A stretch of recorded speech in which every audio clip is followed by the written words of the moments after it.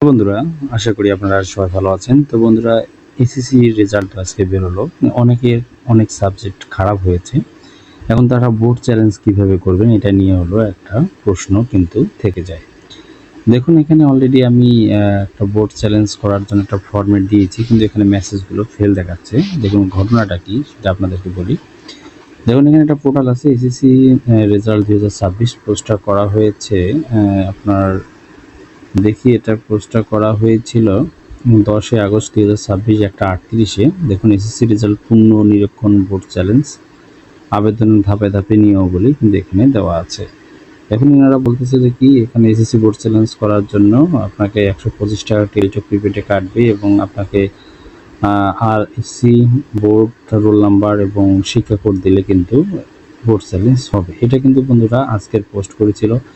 এই পোস্ট অনুযায়ী আমি মেসেজও টেলিটকে করেছি, কিন্তু এভাবে কিন্তু আবেদনটি নিচ্ছে না। এর মেন কারণ হলো বর্তমানে কিন্তু বোর্ড চ্যালেঞ্জের সিস্টেমটা কিন্তু চেঞ্জ হয়েছে। দেখুন, এই ফরম্যাটে আমি টেলিটকে কিন্তু আবেদন করেছিলাম। দেখুন, আমার আবেদনগুলো কিন্তু গ্রহণ করেনি। দেখুন, আবেদনগুলো কিন্তু ক্যান্সেল হয়ে গেছে। এগুলো কিন্তু ক্যান্সেল হয়ে গেছে টেলিটকে আবেদন করার পর। তো বন্ধুরা, বর্তমান সিস্টেমটা কি সেটা আমি আপনাদেরকে একটু বলি। সেটা আমি অনেক ঘাটাঘাটি করলাম এবং বেশ কিছু জিনিস দেখলাম। দেখার পর যেটা আমি বুঝতে পারলাম সেটা হলো, বর্তমান হলো আপনাকে বোর্ড চ্যালেঞ্জ করতে হলে আপনাকে দেখুন এখানে লেখা দেওয়া আছে, পূর্বে টেলিটক এসএমএস আবেদন করতে হলে নতুন নিয়ম অনুযায়ী এখন আর এসএমএস এর প্রয়োজন নেই। এখন সম্পূর্ণ প্রক্রিয়াটি অনলাইন ওয়েবসাইটের মাধ্যমে সম্পন্ন করতে হবে। এটা বিকাশ, নগদ ও সোনালী সেবার মাধ্যমে ফি প্রদান করতে হবে। আবেদনের তারিখ ও ফি, অনলাইনে আবেদনের সময়সীমা 11 আগস্ট থেকে 17 আগস্ট 2026 পর্যন্ত। আবেদন ফি প্রতি পত্রের জন্য 150 টাকা। মানে আজকে 11 আগস্ট, আজকে থেকে আবেদনটি করা যাবে।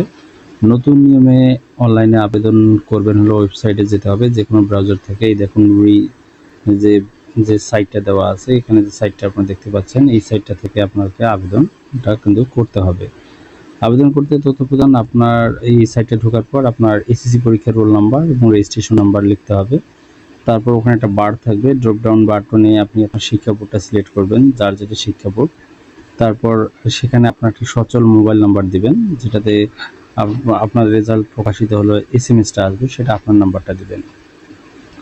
তারপর বিষয় নির্বাচন, আপনি যে বিষয়গুলো, যেমন এখানে রসায়ন খাতা পুনরীক্ষণ, যে বিষয়টা আপনি খাতা পুনরীক্ষণ করতে চান, সেই বিষয়গুলোতে আপনার টিক চিহ্ন দিতে হবে। ফি প্রদান, বিকাশ, নগদ, সোনালী সেবা অপশনে বেছে নিয়ে নির্ধারিত ফি প্রতি পত্রের জন্য 150 টাকা পরিশোধ করতে হবে।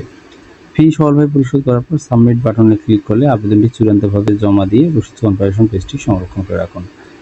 গুরুত্বপূর্ণ বিষয়, একবার ফি জমা দিয়ে দিলে আবেদন বাতিল বা টাকা ফেরত পাওয়া যাবে না। তবে ফি দেওয়ার পর প্রয়োজনে নতুন বিষয় যুক্ত করার সুযোগ থাকবে। নতুন অনলাইন পদ্ধতির কারণে এসএমএস এর কোড বা আন্ডারলাইন এই সিস্টেমটা আসার কারণে আপনার পূর্বে সেই টেলিটকের যে ঝামেলাটা, টেলিটকের যে নোটিশটা ছিল, এই নোটিশটা কিন্তু এখন আর বন্ধুরা কাজ করতেছে না। এসএসসি বোর্ড চ্যালেঞ্জ এটা কিন্তু এভাবে টেলিটকের এসএমএস দিয়ে এভাবে এই সিস্টেমে হবে না। এখন কিন্তু আপনাকে অনলাইনে এই সার্ভারটা, এই যে সাইটটা আছে আপনারা দেখতে পাচ্ছেন, এই সাইটটাতে গিয়েই কিন্তু আপনাকে আবেদনটা করতে হবে। যেই সাইটটা আপনারা দেখতে পেলেন এখানে, এই যে সাইটটা আমি আবার দেখাচ্ছি আপনাদেরকে, এই যে এই সাইটটা, যাই কোথায় গেল দেখি, এই যে সাইটটা আছে, এই সাইটটাতে গিয়ে কিন্তু আপনাকে আবেদনটা করতে হবে। দেখুন, আপনি স্ক্রিনশটটা নিয়ে রাখুন এই সাইটটাতে গেলে আপনারা আবেদন করতে পারবেন। তো যাই হোক বন্ধুরা, অযথার টেলিটকে এসএমএস দিয়ে টাকা নষ্ট করবেন না, এভাবে করবেন। আর যেহেতু এখনও বোর্ড চ্যালেঞ্জটা ফুললি শুরু হয়নি, তাই আমি দেখাতে পারলাম না, তাই আপনাকে ম্যানুয়ালি জিনিসটা বলে দিলাম আজকে এখানে।